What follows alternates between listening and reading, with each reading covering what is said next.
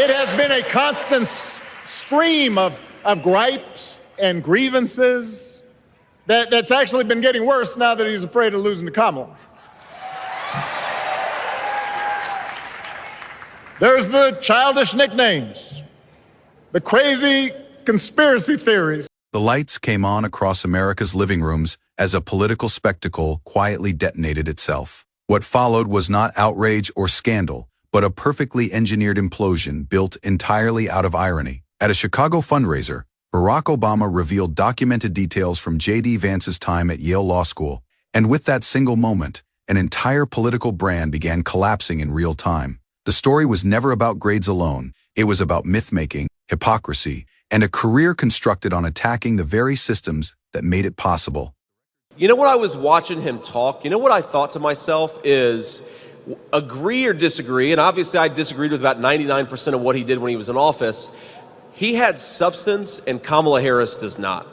Like, he actually had thoughts in his head, and what a contrast that is to Kamala Harris, who just repeats slogan after slogan after slogan. The records showed that JD Vance was admitted to Yale Law School through a geographic diversity initiative, a program designed to bring students from underrepresented regions into elite institutions, even when their academic credentials fell below standard thresholds. There is nothing inherently wrong with such programs. They exist to expand opportunity and broaden perspective. The problem was that Vance built his political identity attacking these exact initiatives, labeling them unfair, corrosive, and hostile to merit, while quietly benefiting from one himself. Further documentation revealed that Vance graduated near the bottom of his class with a 2.87 GPA, the functional equivalent of repeated low-pass evaluations in Yale's grading system. Attendance records showed he missed roughly 43% of his classes during his second year, with absences frequently forming extended weekends. Despite this,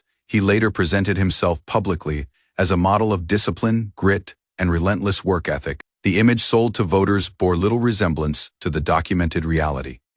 And, you know, I joke that I took 2 wrong turns and I ended up, I remember at the time thinking, I wish that I had something profound to say.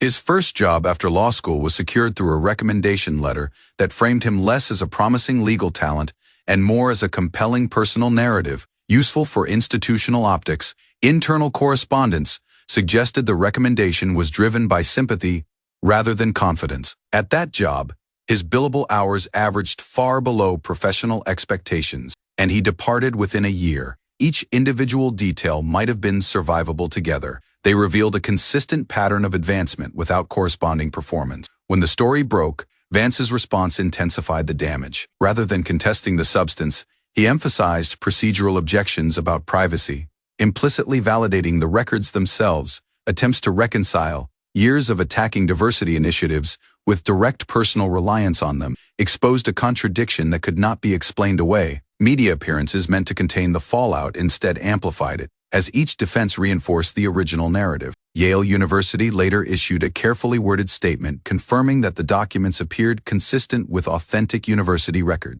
The phrasing was restrained, clinical, and devastating.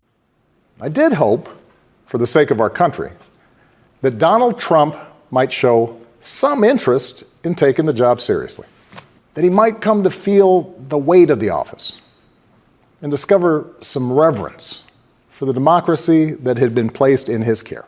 The institution Vance repeatedly criticized had effectively authenticated the evidence undermining his credibility. Public reaction followed immediately. Memes, slogans, and viral clips reframed Vance, not as a champion of working class authenticity, but as a symbol of elite hypocrisy. Polling reflected a sharp decline. Donors grew cautious. Campaign events quietly disappeared from schedule. Every reference to merit standards or excellence now carried an unavoidable asterisk.